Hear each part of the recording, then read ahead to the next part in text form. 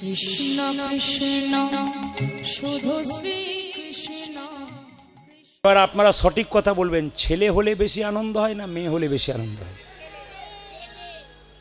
কিন্তু ঘরে গিয়ে কি বলছেন, আজকালকার যুগে মেয়েই ভালো গো, কিন্তু ছেলেও দরকার। কিন্তু গোবিন্দ যদি না দেয়, আমার না হয় দুটি মেয়ে, ভাগ্যলক্ষ্মী শুভলক্ষ্মী, লোকে বলে আপনি বেঁচে গেলেন, বলে কেন, একবার দিয়ে দেবেন বাস। আর ছেলে যদি হয় আর তার পাশে যে ডানাটা গজায়, ওর আবার পাওয়ার দেখলে মাথা করে হায় হায়। না না, এখনকার মেয়েদের একটা স্বভাব আছে, কিছু মনে করবেন না, আপনাদের দিকে না আমাদের দিকে আছে, একটু মিলিয়ে দেখুন আপনাদের আছে নাকি। যেমন দেখবেন শ্বশুর বাড়ির যদি 4 জন লোক ফোন করেছে আজকে যাব, তখন তার স্বামীকে বলল, শুনছো ঘাড়ে বোধহয় স্পন্ডলাইসিস হয়ে গেল, কোমরে খুব ব্যথা, আমি একবার শোই, কম্বল ঢাকা নিয়ে শুয়ে পড়ল। শ্বশুরবাড়ির লোক চা খেয়ে চলে গেল। কিন্তু বাবার বাড়ির ভাই যখন দরজায় ধাক্কা দিয়েছে, তখন স্বামী গিয়ে দেখলো বিছানায় কম্বল আছে, স্ত্রী নাই। কেন? ও ছুটে পালিয়ে গেছে একবারে বিড়ালের মতো দৌড়ে, কেন, দরজা খুলতে। গরম ভাত, 5 তরকারি গরম ভাত, ভাইয়ের মাথায় হাত দিয়ে বলছে খা খা, আর কিছু নিবি, খা খা।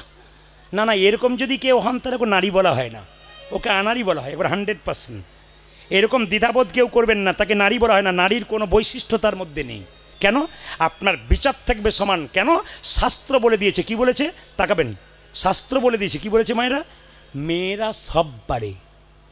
রাজা দশরথের পিণ্ডদান কে করেছিল, জোরে বলুন, কে করেছিল? তাহলে মেয়েরা পারে না? কেউ যদি বংশে না থাকে, স্বামী মারা গেলে স্ত্রী তার মুখাগ্নি পর্যন্ত করতে পারে না? জোরে বলুন। তাহলে নারী কি না পারে?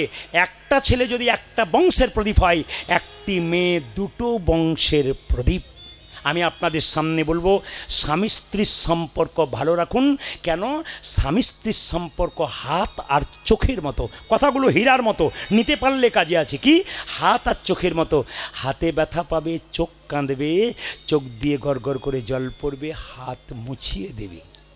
তাকান, হাত আর চোখের মতো, হাত ব্যথা পাবে, চোখ কী করবে, কাঁদবে, আর চোখ কাঁদলে কী করবে, হাত মুছিয়ে দেবে। একে অপরের সম্পর্কটা গভীর, তোমারও যেমন আমারও তেমন। প্রত্যেকটি দাদা ভাইকে বলে যাব, বাড়িতে মাকে যে আসনে বসাবেন, স্ত্রীকে সেই আসনে বসাবেন। দুজনকে আলাদা নয়, একজন বেশি একজন কম, 100% নয়, পণ্ডিতদের কথা। কেন? স্ত্রী একটা আসনে, মা একটা আসনে, দুজনকে সমান সম্মান। কেন? একজন রক্তের বান বন্যা বইয়ে দিয়ে 10 মাস 10 দিন দেখে পৃথিবীর আলো দেখালো, আর তোমার পাশে যে স্ত্রী এসছে, সে বাবা মা আত্মীয় স্বজনকে ত্যাগ করে তোমার পাশে এসে দাঁড়ালো, তারও একটা ত্যাগ আছে। দুজনকে সমান সম্মান দিন, একজনকে বেশি একজনকে কম করবেন না, দুটোই আপনার কাছে সমান। কথাগুলো যদি নিতে পারেন, ভেতরে ঢোকাতে পারেন, আপনার জীবন সুন্দর হবে না। কে বলেছে? তাই তাকান মায়েরা, যে না ছোট্ট ছেলেটা হলো, কিছু মনে করবেন না, বাচ্চা ছেলে হলে মুখে কি দিন, জোরে বলুন, মধু দিন। মধু দিলে কি বিশ্বাস আছে? ছেলে নাকি মিষ্টি মিষ্টি কথা বলে। না, বাচ্চা জন্ম নিয়ে মায়ের দুধ পান করতে পারে না, তাই মধু দিয়ে দেয়। কেন? কান্না বন্ধ করবার জন্যে। মধু দেওয়ার আসল নিয়ম কি? যারা বই পড়বেন, বইটার নাম হচ্ছে হিন্দু ধর্ম কি এবং কেন। বইটার নাম হিন্দু ধর্ম কি এবং কেন। আমার কাছে বইটা আছে, এখন আমার গাড়িতে নিয়ে ঘুরে বেড়াই আমি। তো তাতে লেখা আছে গভীর গৃহসূত্রকার, পরাশর গৃহ, দুটো বই আছে, গভীর গৃহসূত্রকার, পরাশর গৃহসূত্রকার। তো গভীর গৃহসূত্রকারে বলছে বাচ্চা কখন মধুর কথা বলবে, কখন বলছে 21 দিন পর আতুর ঘর থেকে নিয়ে গিয়ে স্নান করিয়ে সাবান মাখিয়ে বাচ্চাকে মন্দিরে শুয়ে দেবেন, একটু মধু দিয়ে ভগবানের কাছে বলবেন, প্রভু আমার ছেলে বা মেয়ে যেন মিষ্টি মিষ্টি কথা বলে। এগুলো আমরা কেউ বলেছি? কিন্তু শাস্ত্র পড়ে জানতে পারলাম যে গভীর গৃহসূত্রকার এটা বললো, এপার থেকে করবেন, দেখুন হয় কি না। আমার কথা নয়, শাস্ত্রের কথা। একটা কথা কি, পরাশর গৃহসূত্রকার বললো, বাচ্চাদের যখন অন্নপ্রাশন হবে, মুখে ভাত, তখন পরমান্ন দেবার আগে, একটু প্রসাদ দেবার আগে মধু দিয়ে ভগবানের যে প্রার্থনা করুন, প্রভু আমার ছেলে যেন মিষ্টি মিষ্টি কথা বলে। তবে বাচ্চাকে স্বার্থপর শেখাবেন না। ঈশ্বরচন্দ্র বিদ্যাসাগরের মা ছিল খালের মা নয়, বিলের মা নয়, সাগরের মা। এখনকার মাগুলো বাচ্চাদের স্বার্থপরতা শেখায়, আপনাদের দিকে নয়, আমি সব আমাদের ঘাড়েই ফেলে দিলাম। তাকাবেন, আমাদের ওইদিকে দেখতে পেলাম একটা মেয়ে তার বাচ্চাকে বলছে, এই টিফিন বাক্সে খাবার দিলাম, সকাল থেকে খেটে আমি কর্ম করলাম, নিজে খাবি কাউকে দিবি না। ছেলে বলছে মা কথা দিলাম নিজে খাবো, কাউকে দেবো না। আমার সামনে কান ধরে বল প্রত্যেকদিন খাবার নিয়ে যাস, লোকে ছেলেকে খাইয়ে দিস। আমি কি লোকের ছেলের জন্য করছি না তোর জন্য করছি? হ্যাঁ মা আমার জন্য করছো। ছেলে খুব দয়ালু, লোকের ছেলেকে খাইয়ে দেয়। বলছে না মা কথা দিলাম নিজে খাবো কাউকে দেবো না, নিজে খাবো কাউকে দেবো না। ছেলে বড় হলো, চাকরি পেলো, বিয়ে করলো, নিজে খেলো, বাবা মাকেই দিল না। জোরে বলুন হ্যাঁ না না। আপনি তো তৈরি করে দিচ্ছেন নাকি? ঈশ্বরচন্দ্র বিদ্যাসাগরের মা সাগরের মা, খালের মা নয়, বিলের মা নয়। কেন সাগরের মা? ঈশ্বরচন্দ্র বিদ্যাসাগর তার মায়ের শরীর খারাপ শুনে দামোদর নদী পার হয়েছিল মা মা বলে। একটা শাল এনে দিয়েছিল মায়ের জন্য, মা তুমি শালটা গায়ে নাও, ঠান্ডায় থরথর করে কাঁপছো। মা শালটা গায়ে নাই বাক্সের ভেতরে ঢুকিয়েছিল। জিজ্ঞেস করেছিল মা তুমি শালটা গায়ে নিলে না কেন? বলে কেন নিলাম না জানিস? পাড়ার কত মা ঠান্ডায় থর করে কাঁপছে বাবা, যেদিন তুই তাদের জন্য চাদর আনবি সেই দিন আমি গায়ে নেব। এরকম মা না হলে কি বিদ্যাসাগরের মা হয়? আমাদের পাড়ায় দু চারটা মা আছে, তার ছেলে যদি চাদর আনে তার আবার দুলিয়ে দুলিয়ে দেখার কি ভাব। না না আপনাদের ওই দিকে আছে আর কি, আপনাদের সিগন্যাল দিয়ে দিলাম যে আছে আর কি, কোনো জায়গাতে বাদ নাই।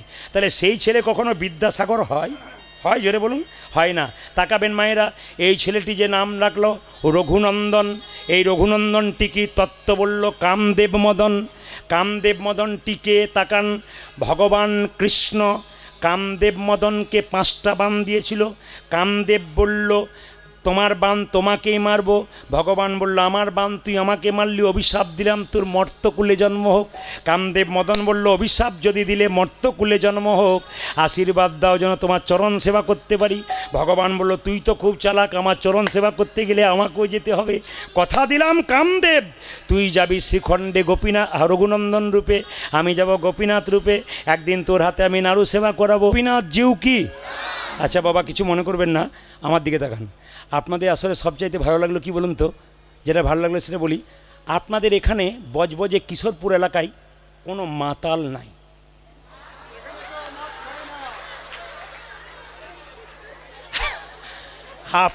আপনাদের হাসি দেখেই বুঝতে পারলাম পার্টি আছে।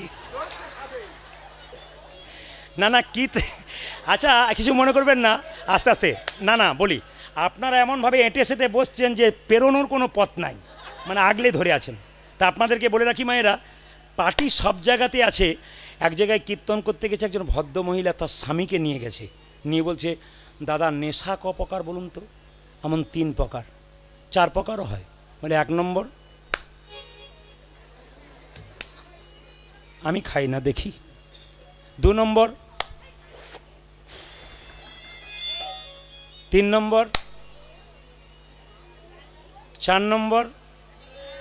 যেমন আমি যখন কীর্তন করতে যাই অনেকে চাঁদা চাই, দাদা রক্ষাকালীর চাঁদা দিন, দাদা শ্মশানকালীর চাঁদা দিন। আমি বললাম তোরা এত পুজো করতে পারছিস শ্মশানকালী রক্ষাকালী, কেন কৃষ্ণ পুজো করতে পারিস না? বলছি তোমাদের কৃষ্ণ তো নিরামিষ, কিছু খেতে পায় না, কালী পুজো করবো ব্যাস একবারে পাবো আর কি।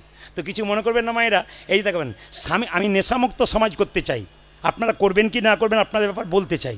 একজন স্বামী স্ত্রী দুজনেই গেছে আমার কাছে, নিয়ে স্ত্রীটা বলছে শুনছো দাদা, আমি কি এই যে ইনি আছেন আমার পতি দেবতা, তখন উনি খেয়ে এসেছেন আর কি, উনি পতি দেবতা। তো বললাম যে তাতে কি হয়েছে, ভালো তো, খুব ভালো কীর্তন শুনতে এসেছেন।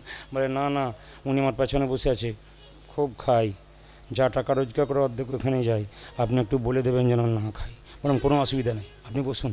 এখন আসরে বসেছে নিয়ে বললাম মদ যারা খায় তাদের 3টে লাভ হয়। স্বামীটা বলছে কি বলছে,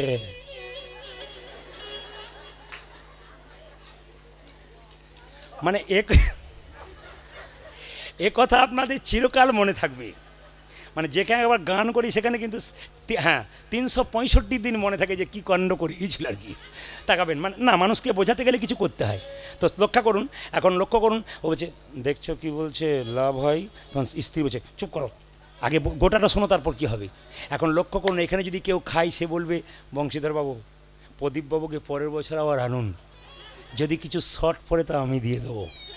কিন্তু এরপরে যেটা বলবো উনি এসে বলবেন বংশীধর বাবু ইনাকে বাদ দিয়ে যত আনবেন কোনো অসুবিধা নেই।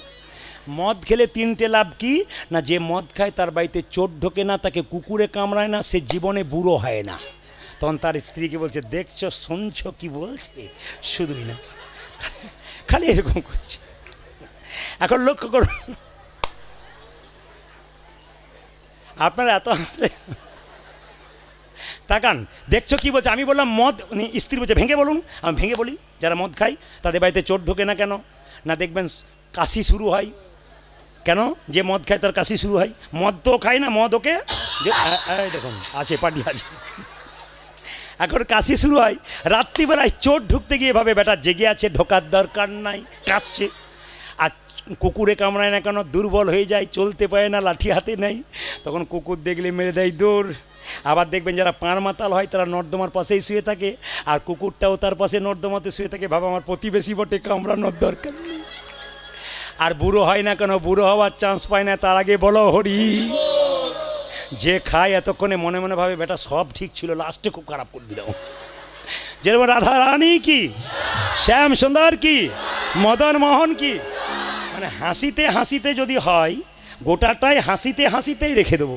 কিন্তু কিছু মনে করবেন না, রঘুনন্দনের জন্ম হলো মায়েরা, যেই না জন্ম হলো তার বাবা কি করলো? সবাই তাকান, সবাই মাথায় কাপড় নিন, তার বাবা গোপীনাথকে নাড়ু খাওয়াচ্ছে। সবাই তাকাবে, সবাই একবারে ভক্তি ভরে মাথায় কাপড়টা নিয়ে প্রেম সে একসঙ্গে। মামা অন্তর মন্দিরে, একসঙ্গে মামা অন্তর মন্দিরে। বাবা মুকুন্দ সরকার পুজো করছে, ছোট্ট ছেলেটা দেখছে। মামা অন্তর মন্দিরে জাগো জাগো মদন কৃষ্ণ গোপাল, গোপাল রে মদন কৃষ্ণ গোপাল। উলধ্বনি উলধ্বনি। অন্তর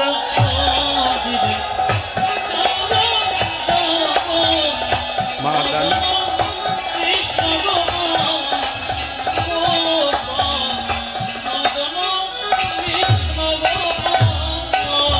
অন্তর মন্দিরে জাগো জাগো মদন কৃষ্ণ গোপাল, গোপাল মদন কৃষ্ণ গোপাল। উলধ্বনি।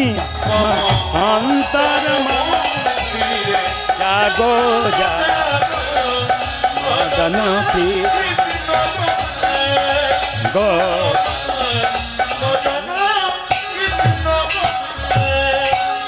লয়ে রাধা বামে এসো ব্রজ ধামে, লয়ে রাধা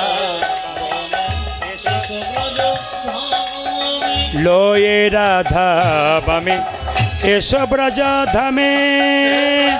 উলধ্বনি।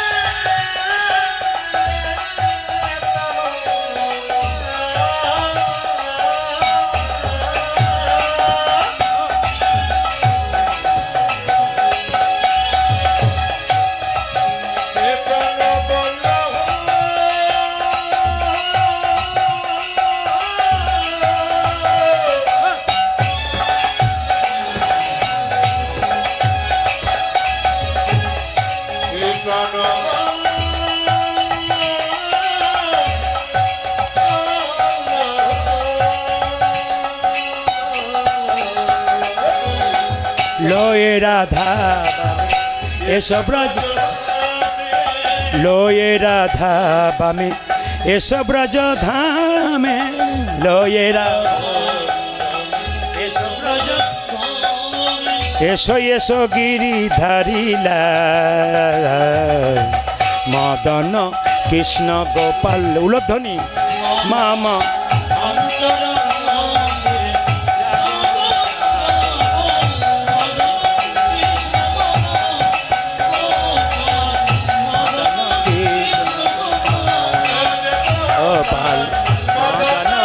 কৃষ্ণ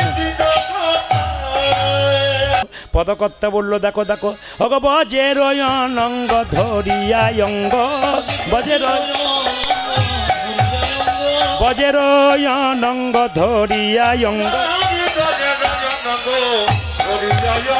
গৌরে আওল গৌর সঙ্গ গৌরে আওল গৌর সঙ্গ ভকতি ভূষণ ভকত বে ভকতি ভূষণ ভকত বে লীলায় মহিল আপন বে লীলায় মহিল আপন বে সোনার নূপুর রাতুল পায়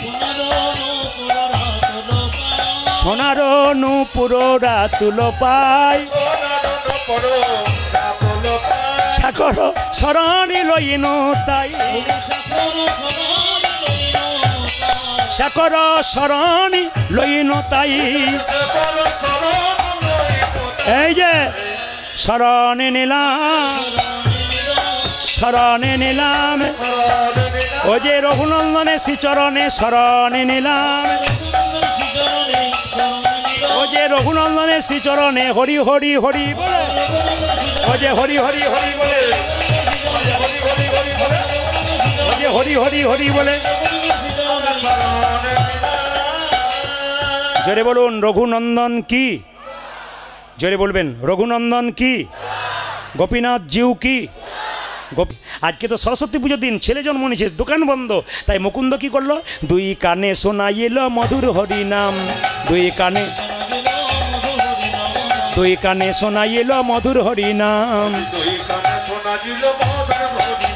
হরি নামে শোনালো হরি নামে শোনালো সংসারের কথা শোনার আগে হরি নামে শোনালো সংসারের কথা শোনার আগে নামময় দেহ হলো নামময় দেহ হলো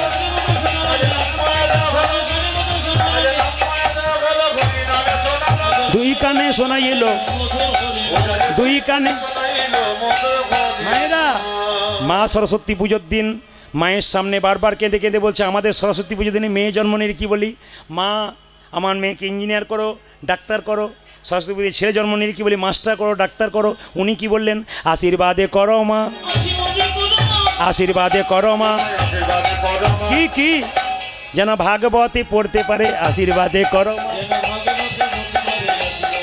যেন সংকীর্তন গাইতে পারে আশীর্বাদে করো মা